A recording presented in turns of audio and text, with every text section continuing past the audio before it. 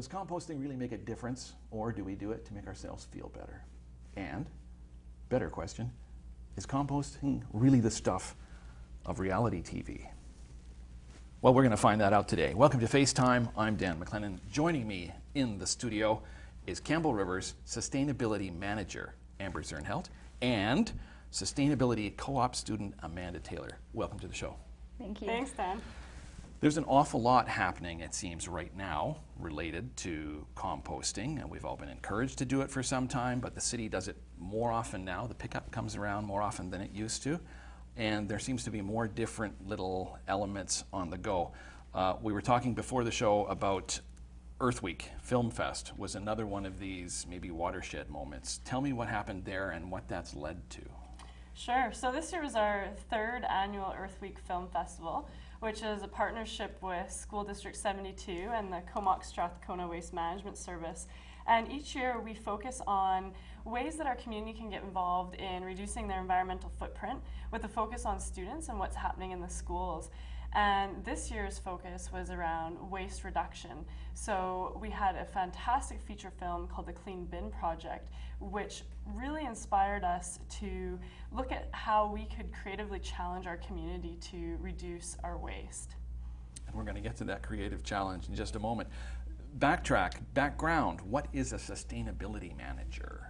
A sustainability manager is a person that works with the community to advise on planning for the future of the community, looking beyond what's happening immediately now, but looking to the future for our children, our grandchildren, and looking at issues ranging from planning to environmental management, waste reduction, energy, how we make our community a great livable place and resilient for the future and changes that we might see in our economy and in social issues as well. Amanda, what does it take to become a sustainable co-op student? A sustainability co-op student? You don't want to be a sustainable co-op student. You want to evolve beyond that, I'm sure. Definitely. So I'm a student at the University of Victoria, and that's how I got involved in the co-op program. And I was able to do this as my third and final co-op work term. And I am very fortunate to be working in the sustainability department with Amber and Terry as well, who's the environmental coordinator. So that's how I ended up here in Campbell River.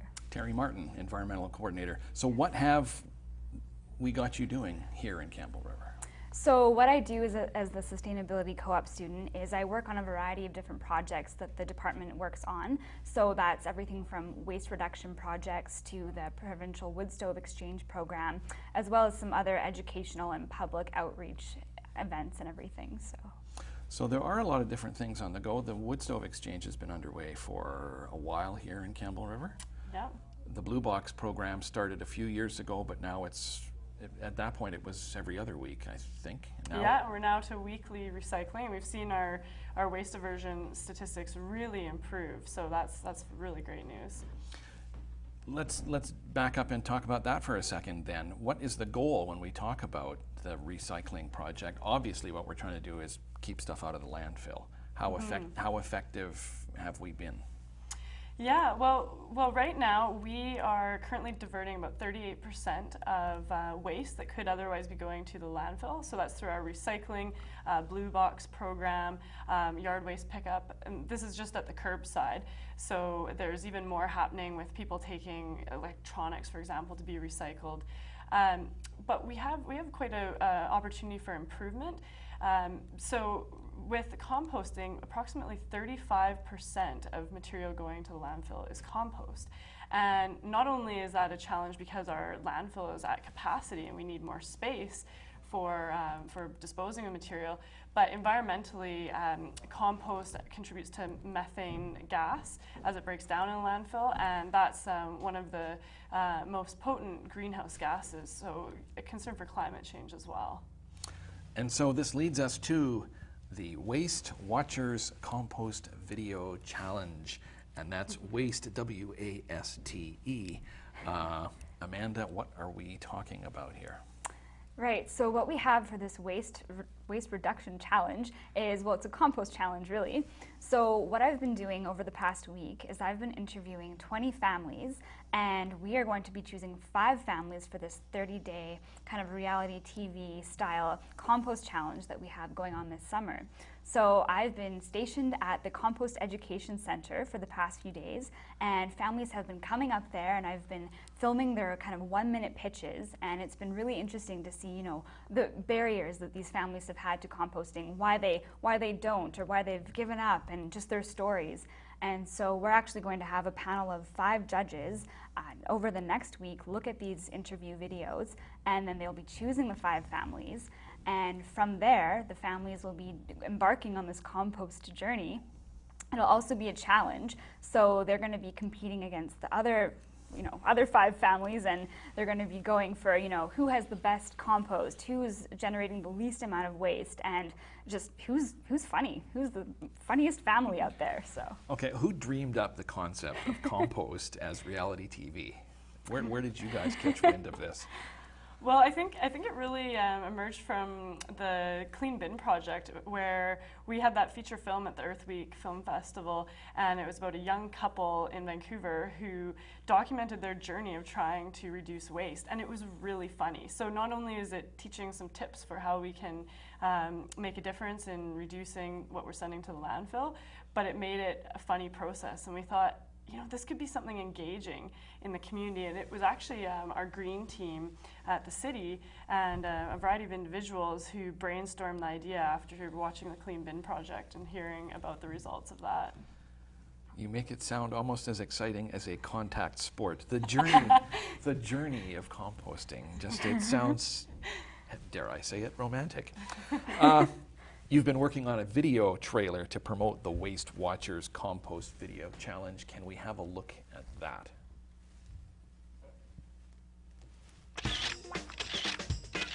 Join our video compost challenge and win an iPad. Campbell River waste is piling up fast. Every day we are creating an enormous amount of garbage. Our landfill is already maxing out. Now in this patch of garbage, we've got some watermelon skins, we've got some more apples, we've got lots of good rotting compostable material. We even have hair, which can be composted as well. Help us to reduce our organic waste and create good taste with your own garden produce. You don't know how? Then you're our perfect candidate. 5 households will receive a free composter and a brand new iPad. We will train you on how to turn waste into soil and how to share your experience with the iPad. We started composting because I was kind of feeling bad about all the food waste we were throwing into the garbage, and I know that waste is a huge problem, and I want to do my part. Well, we compost so we can make dirt and we can plant food and flowers. It has never been easier and more fun to make Campbell River a greener place. Apply now and win. Apply now and win. You've talked to 20 families or so. That's going to be narrowed down to 5. 5 families. What are you going to put these people through? It's going to be interesting. So what they're going to have to do is they're going to be given an iPad or a video camera, and they're going to be filming their compost journey over the 30-day challenge. So every week they're going to have a task list, basically, of different things that they have to film. And, you know, that could be anything from their kids taking out the compost to the backyard composter, or filming funny discussions about composting around the table. So that's one of the things that they'll be doing, along with, you know, weekly check-ins with me to see how they're going, how they're doing, and just overcoming those barriers to composting. So. And so are you, from a quantity or quantitative perspective, are you measuring their garbage, weighing their compost, doing that sort of thing to determine how much we're diverting? Definitely. Before the challenge starts, we'll be weighing all of the family's garbage, and then after the challenge ends, we'll be weighing it as well to see what differences there are there. So. And you have people lining up who want you to come weigh their garbage so that then they can enter the Compost Video Challenge. Now, it's a 30-day period. It's not all the same 30-day period, is it? Or is there, like, no. Do all 5 families go at once, or is it over the course of the summer, sort of? Yeah, so the families can choose between July 1st and August 15th, a period of 30 consecutive days, whatever works with them in terms of summer schedules. So that's what we have, and when the 5 families are determined, then we'll be setting up all those dates. And so after their 30 days are over, you, what are your judging criteria then? What's going to separate the winners from the losers? Basically, they'll be judged on, how funny their videos are, what kind of quality of compost that they have actually generated from all of their composting, things from, the actual number of compost weight that they have, and garbage reduction numbers, and what other things do we have? We'll be looking at overall habits. So have they really created a composting as a new habit for their family? And so we'll have a few tips and tricks for our judges to figure out if that's something that we think they're going to be sticking with. And part of that will be looking at the quality of the compost and some of the moments that are captured on the video, and so getting a sense of, what changes it's making for them for their lifestyle too. Now I hear quality of the compost, which to me almost sounds like a contradiction in terms. I know what my compost pile looks like. Are we expecting these people to have usable compost at the end of a 30-day period? No, but Good. our compost educator will be taking a look to make sure that the compost process is working. So she'll be looking to make sure there aren't a lot of bugs or things like that. Some of the things that might be concerns for families. So we don't want stinky compost. We don't want it smelly. We don't want it full of bugs, those kinds of things. And so they're going to get hands-on training from the compost educator so that they can learn how to create good quality compost. And so when are we going to hear a winner? What's our target date for? Our target is for late August, for sure by the end of August. And we'll definitely be doing a lot of media promotion and having a blog site that you can follow the families and how they're doing, and that'll be through the City of Campbell River website. So June 8th was the deadline for people to apply. You've talked to at least 20, so that obviously you're happy with the turnout. Definitely, we're really happy with the number of families that I've been doing the interviews with, and we've got a lot of great quality interviews, a lot of interested families. So, and then on Wednesday, June 20th, we actually announced the 5 families. So, now composting, it seems the recycling is easy. If I have a big blue bin and I can just throw things in there, and all I really have to do is carry it out to the curb and carry the empty container back. Whereas composting has some stigma attached to it in some people's eyes because you're dealing with a livelier type of garbage, shall we say. Is that a big part of this process, not just the video challenge, but the effort in general to increase composting is to get people past phobias?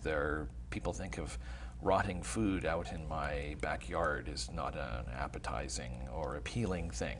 How do you get around that?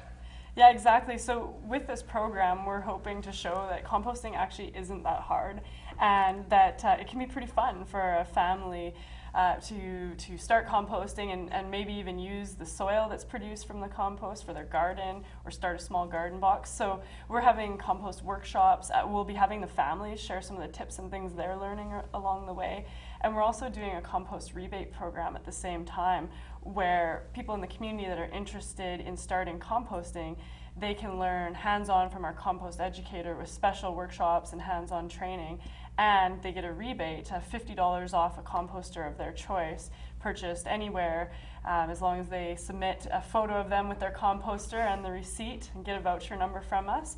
And so those rebates are going like wildfire. We've had some great response from the community, and actually we've been pleased to have the funding in place. We've got a grant that's enabled us to release an additional 50 rebates. So we are already up, I think, Amanda will know the number. Where are we at with our rebates? We're at just under 100 right now. So there's a lot going through, and yeah, it's been really great. People are calling me and they're just so excited about this composter rebate. So it's been And this really is great. 100 or so in the last month, maybe? It hasn't been that long you've been offering, has it? Yeah, really, the rebates became available at the home show at the beginning of May, but we didn't really start promoting it until the middle of May. And so it's just in the last couple of weeks the phones are ringing off the hook, and we're really pleased with the response. We're hoping this really does make a big impact in the waste that we're diverting from the landfill. So we'll be measuring that with 5 families as our case examples and then reporting back to the community on how we're doing. I guess it's important to try and get, from a planning perspective, to get a feel for maybe what an average family compost diversion rate is, and then you can extrapolate that to your 100 or more rebates going out there, just to give you an idea as to how effective this latest program is. Yeah, you bet. That's the plan. And right now we know that the average family in Campbell River produces about 372 kilograms of garbage each year that's collected at the curbside. So approximately 35% of that can be diverted if they're not already composting. So we're definitely going to be looking at how our families do that are in the challenge, and providing our community with some information on how they can compost and what the benefits are for them as well. Now, once again, our intrepid FaceTime Streeter team went out to offer some FaceTime to you. And this time we asked, are you composting? And what else are you doing for the environment? Let's have a look at those clips.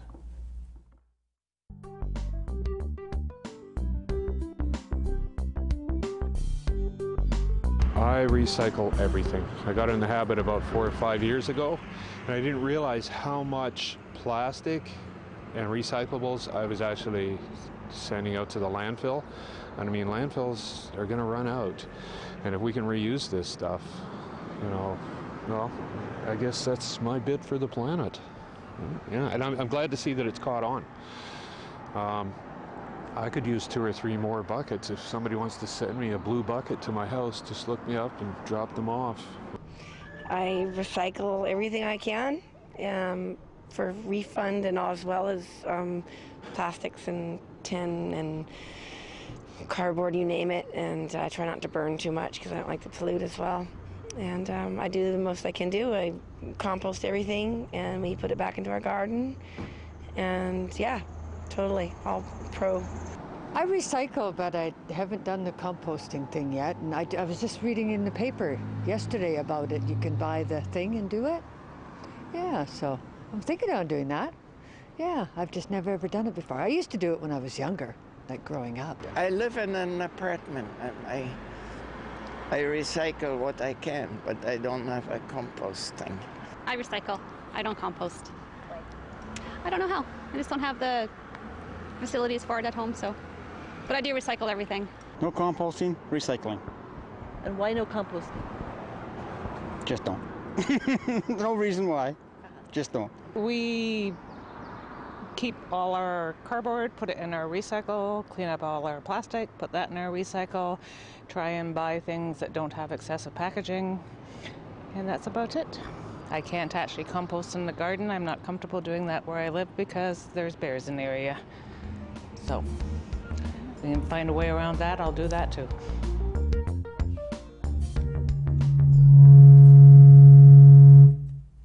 Oh yeah, there's bears too. That's another thing to throw in.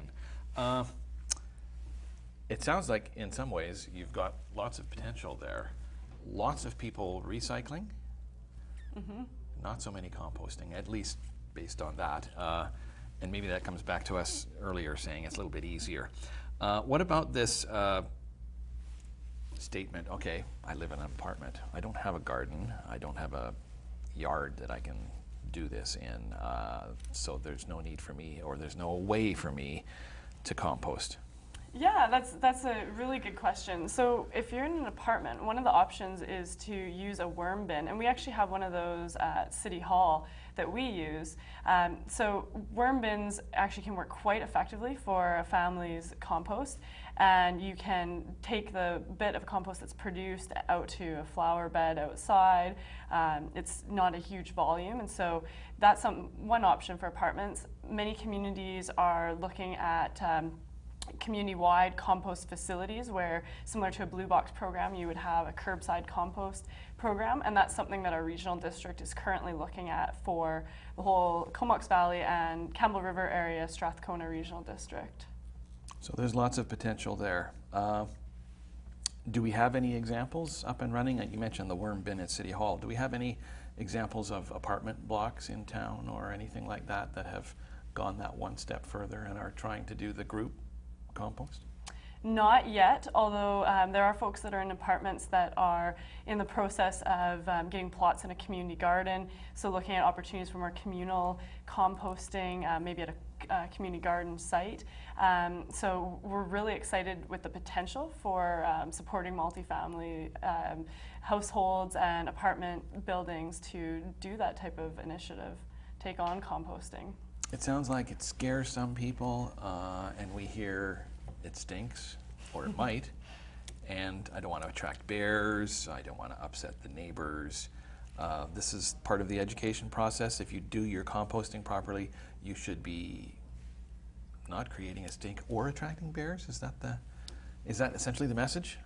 It's not as dangerous or as bad as some people might think? That's right, yeah. So, you know, when I'm doing these interviews with these families, I'm hearing all of these myths. You know, there's not enough time, there's bears, there's rodents, it smells, people just, you know, there's this effort that people don't want to put into it. And these families that I've been interviewing and other people that I've been talking to, they really want to overcome those barriers because they can see the value in composting and you know, the greater environmental beneficial impacts that there are there. So it's really about, you know, educating people and just showing people how easy it is. And once you're set up, once you know how to do it, it becomes a part of your daily routine. So, and I think that's why this 30-day video compost challenge will be so great, because we're going to end up putting it into this hour-long film, and then that will be available on YouTube and on Shaw and everything. So people will be able to see in the community this video and, you know, relate to these other families that have done this challenge and kind of say, okay, if they can do it, maybe I can as well. And then we have the rebate program, which complements that. So, indeed. Is it possible to be an effective composter if I'm not a gardener? Like, what am I going to do with this stuff? Yeah, you bet. And actually, one of the programs that's really popular right now is the Green Cone program that the Regional District and Compost Education Center have been offering. And so a green cone is basically, it's a digester, and it's buried into the ground a couple feet down, uses sun and microbacteria to break down compost, and it actually is absorbed into the soil. So rather than producing a soil that you would use in your garden, it's absorbed right into your yard, and you only have to move those every few years. And another really neat thing about the green cone is that it can take dairy products and it can take meat and bones. And I believe there's been over 400 last year that were distributed throughout both the Comox Valley and the Campbell River area. And of those, they have not had any problems with bears or rodents or anything reported. So that's another system of composting that is a great opportunity for families who maybe aren't into gardening or want something even lower maintenance than a typical composter. And we also have been offering rebates for the green cones as well. Oh, is that program still in effect? It is. We have 50 green cones right now that have been pre-ordered. They had to be pre-ordered in May, but we are keeping a waiting list for other folks that might be interested. And if there's enough interest, I believe the regional district will look at a future date for another order of the green cones. So the green cone is a separate type of compost digester than the earth machine. Mm-hmm. And it's not a case of me taking compost from the earth machine and loading it into the green cone. Nope, the green cone is the only thing that you need, and a bit of sunshine and a little bit of the microbacteria that come with it. So it's very low maintenance, and that's a really, really good step for folks that are worried about having to maintain the appropriate balance in their compost or wondering what to do with the soil. It's a really nice option. Well, and that's one of the things we hear is people saying, it's too complicated. If I don't do this right, it's just going to sit there and smell bad. It's not going to turn into compost. So part of the education process is to show people how to do this. How complex is it? It's pretty easy actually. So with the green cone, it's kind of like a dump and run sort of system. So Yeah. really simple, that's easy enough to do. The hardest part is digging the hole, but that can be pretty fun for people. And then, you know, with other composters like the Earth Machine, for example, it's all about the layering. So you want your browns, your greens, and then just, you know, sticks, yard waste. It's all about layering for the Earth Machines. So, and aerating as well. So it's a good system once you have it down, and you know, emptying your food caddy from your kitchen every day if possible, and it's quite simple. Now, it used to be we heard the concept, oh, I was out turning the compost pile, and that there was a weekend set aside for somebody to do back-breaking labor to heave this thing over. The aerator is a great advancement because it saves you the trouble of doing that.